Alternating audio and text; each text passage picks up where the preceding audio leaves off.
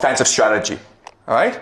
From here, they can hide missiles and drones from which to attack the GCC. And what are they attacking? They're attacking three things, right? They're attacking American military bases. American military bases. That's number one. Okay? Is it possible for the Americans to defend against these attacks? The answer is no! It's not! It's the silliest thing in the world. You have all these bases in the Middle East, but you cannot defend them against the Iranians. That's kind of strange. Okay, but that's number one. Number two is oil and energy. How hard is it to blow up an oil field with a drone? Not hard at all. Can you defend these oil fields? No, you cannot. All right? Number three, and this is most important, is water.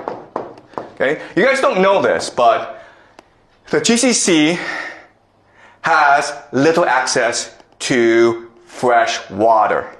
So the only way that it can produce water is what we call desalination plants. Okay? These factories that take salt water and then through an electrochemical process turn it into fresh water for the population to use. 60% of the water supply in the GCC comes from desalination plants, okay? 60%. Is it hard to blow up a desalination plant using a drone? The answer is, it's very easy. You understand?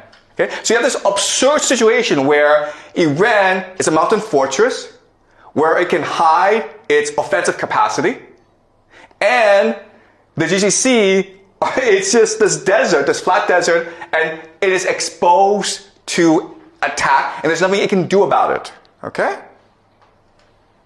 So at any point in this war, the Iranians can choose to just destroy the entire GCC, and there's nothing that anyone can do about it. Okay? But Iran also has a weakness, okay? And this is fundamental. So Iran also has a water problem, okay? So for the longest time, they suffered a drought issue. Okay, just climate change.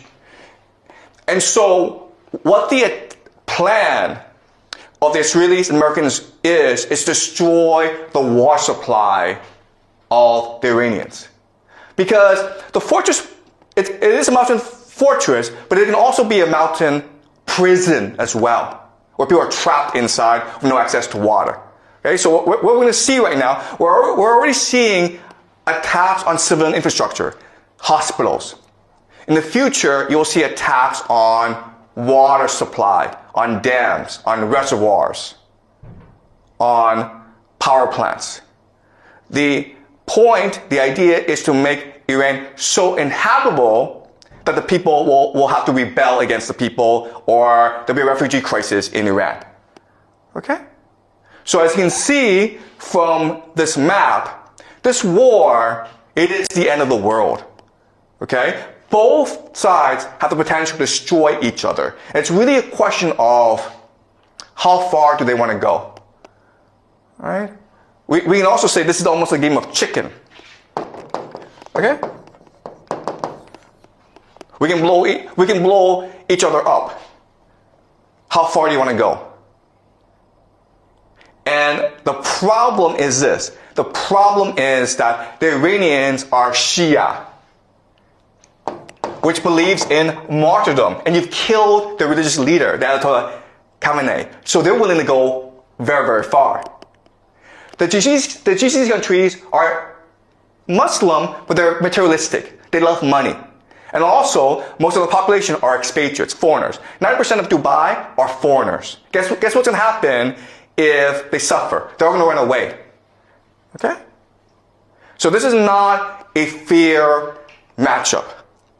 The big question that people have is, first of all, are the Americans going to use ground troops? Because the only way that you can defeat Iran is by using ground troops, okay? That's a big question we'll look at in the next few weeks.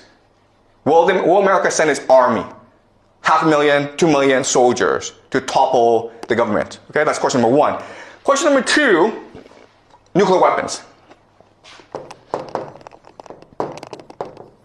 if you're losing a war, would you choose to use nuclear weapons? Okay, that's another big question that we have, okay? Now, another big question that we have is who gets involved? Because this situation is so dire that Europe, okay, specifically Germany, France, and Britain are talking about entering this war. And guess what? If that happens, it is possible that Russia and China will also enter this war on the side of the Iranians. This is World War III, okay? Because of the importance of the Strait of Hormuz, because of the importance of the Middle East, everyone has to get involved at some point.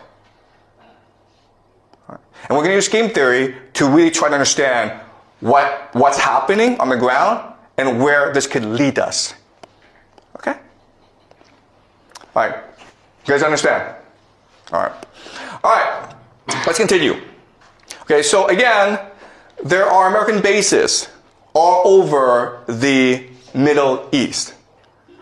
And originally, these bases were established to protect them from basically their own people. Okay? These are monarchies that were imposed on these nations by the Anglo-American Empire, the British first, and then the Americans came to support these monarchies. And so they provide defense.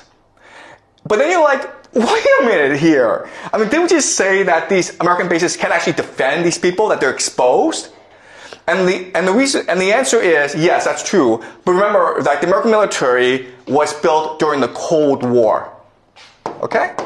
And the Cold War was a war between the Soviet Union and America. And so the Cold War was defined as something called MAD, mutually assured destruction, because both had nuclear weapons, okay? So they didn't really go to war against each other. And so in other words, these bases aren't really meant to defend these nations from other enemies. They're really meant to impose American authority in the Middle East, okay? And it's the idea of this. It's the idea that empire, it is really a image. It is a hallucination. It's just an idea. Empire is it's an aura of invincibility and invisibility, okay? If you fear it, then you obey it. But it's not really designed to fight a war, okay? And so that's why we have this absurd situation. And because there are so many bases in the GCC, that gives the Iranians the perfect pretext to attack them in order to destroy the GCC economy, which will destroy the American empire. Right? All right, so this is how the war is shaping out, okay? So the red is the Israelis and the Americans. The yellow are the Iranians. And as you can see, the Iranians are attacking everywhere. Primarily Israel, okay? But also, as you can see, a lot of focus on Bahrain and Qatar. And again, the intention is to destabilize the economy and the government. Okay? It's to try to get as much instability as possible. All right? Okay, and as you can see, the Americans and Israelis are focused on Tehran. And so the Americans and the Israelis use something we call shock and awe. And the very idea of shock and awe is you decapitate the enemy. You cut off the head, the body will fall down. Okay? The problem, though, is, again, the Iranians see this as a religious war. And so the Iranians have announced total war.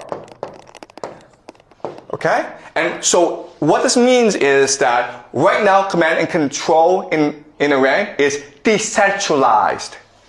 There's no one person telling everyone what to do. Every region has its own orders, has its own strategy.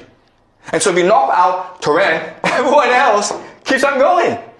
So if you take off the head, it doesn't change anything. Okay? But unfortunately, the Israelis and Americans use this as a military doctrine. Military doctrine just means how you design your military for what purpose. And so even though the Americans seem like an invincible army, they are not equipped to fight a 21st century war against drones, against destabilization, against religious fanatics. Okay, they're just not. All right?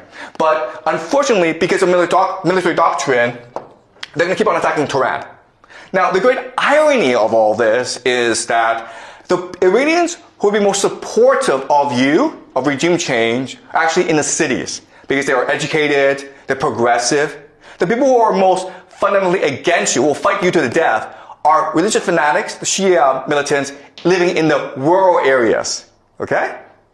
So this is a really silly thing where you are actually destroying those who will most likely support you, and you're leaving alone those who are most likely to commit jihad against you. All right? Any questions so far, guys? Are you clear? All right. So another idea that I want you guys to understand is the idea of asymmetry. Asymmetry. All right. So what is asymmetry? Asymmetry means that the two sides are choosing to fight different wars using different techniques because one is much stronger than the other. Okay. America is a great empire. It has unlimited resources. It has the USD. It controls the world, right? Iran is a country that has been under economic sanctions for the past 45 years. It's poor. Its technology is very limited, okay? But as we learn in this class, actually, those nations that are poor actually have more energy. They're more open, and they're more cohesive. All right, so let me give you an example. This is what we call the Shahad drones. Shahad drones. Each of these drones costs $50,000 at most, okay? At most. It can go as cheap as $35,000 US. But one of them is $50,000. As you can see, you can fit a lot of these drones to a truck that can go anywhere in Iran. And they can hide anywhere. All right? So the thing to understand is, first of all, these drones are cheap. They're easy to make. They make about 500 a day. Okay? And estimates are about there's 80,000 right now that the Iranians have. So they can go on for a long, long time. Okay? And one of these drones, again, can knock out a desalination plant. It can knock out an oil field. It can knock out a hotel. It can do a lot of damage. Okay? And it's easily transportable. You can hide it anywhere. You can use it from anywhere. Okay? And that's what the Iranians are using as an offensive weapon. And how do the Americans defend against this? They use something called a THAAD, right? Right, guys? This is what they use. THAAD. THAAD stands for Thermal High Altitude Air Defense. And they also have like Patriot systems. There's a lot, okay? The thing that you need to know about the system is it's really expensive. This missile, guys, costs $1 million.